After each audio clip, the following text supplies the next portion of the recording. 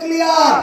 যদি আওয়ামী লীগ কোরআন কায়েম করতে চায় সেই আওয়ামী লীগ করতে আপত্তি নাই, বিএনপি যদি কোরআন কায়েম করতে চায় সেই বিএনপি করতে আপত্তি নাই, কিন্তু জামাতে ইসলাম যদি কোরআনের বিপক্ষে দাঁড়ায় সেই জামাত ইসলামের বিরোধিতা করতে আমাদের কোনো আপত্তি নাই।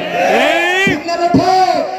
আগামীর দিন হোক কোরআনের দিন, আগামীর দেশ হোক কোরআনের দেশ। আমরা ব্রিটিশদের শাসন দেখেছি, আমরা পাকিস্তানিদের শাসন দেখেছি, আমরা বিএনপি, জামাত, আওয়ামী লীগ যৌথ সবার শাসন দেখেছি, কিন্তু এই শাসনগুলোতে আমরা দেখেছি কোরআনের অনুপস্থিতি। এই জন্য শান্তি আসে নাই। আগামীর শাসন দেখতে চাই কোরআন দিয়ে হবে, আর কোরআনের শাসন যারা করতে চায় তাদের পক্ষে থাকতে আমরা রাজি আছি না নাই? আমাদের বক্তব্য ক্লিয়ার। যদি আওয়ামী লীগ কোরআন কায়েম করতে চায় সেই আওয়ামী লীগ করতে আপত্তি নাই, বিএনপি যদি কোরআন কায়েম করতে চায় সেই বিএনপি করতে আপত্তি নাই, কিন্তু জামাতে ইসলাম যদি কোরআনের বিপক্ষে দাঁড়ায় সেই জামাত ইসলামের বিরোধিতা করতে আমাদের কোনো আপত্তি নাই। ঠিক না বেঠে? আমার কথার সাথে কারা কারা একমত দেখতে চায়?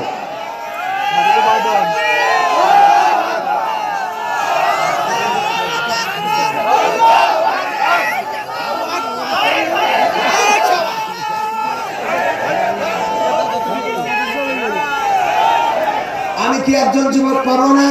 যেই যুবক অন্তত আজকে শপথ নিলে আমার ভাইজান আছেন মুসাফা করে যাবেন, আল্লাহর জন্য পরিবর্তিত হবেন, যদি আসেন আমি সেই যুবকের জন্য ব্যক্তিগতভাবে দোয়া করে দেব। পাশাপাশি যেটা আমার আলোচনার মূল বিষয় ছিল যে নিজের আগুন থেকে বাঁচো এবং আহলদেরকে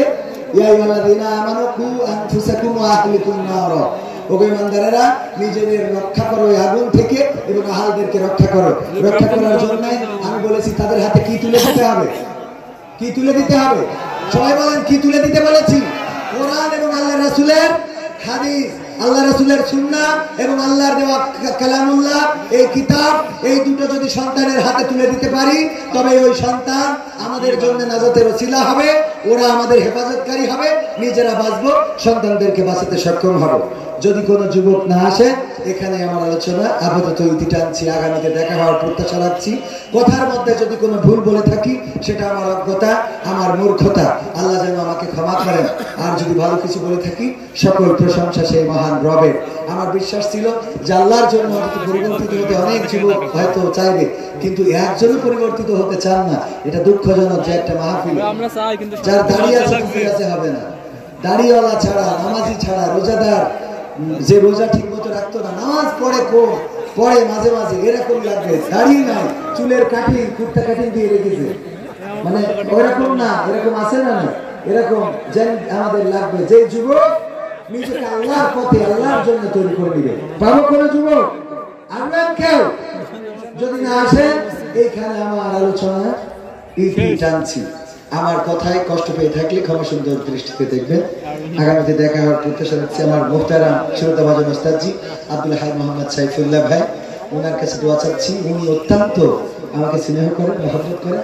আরো আমার ভাইজানকে হায়াতে তৈয়বা নসিব করে দিন, বাঁচবো, সন্তানদেরকে বাঁচাতে সক্ষম হব। যদি কোনো যুবক না আসে এখানে আমার আলোচনা আপাতত ইতি টানছি। আগামীতে দেখা হওয়ার প্রত্যাশা রাখছি।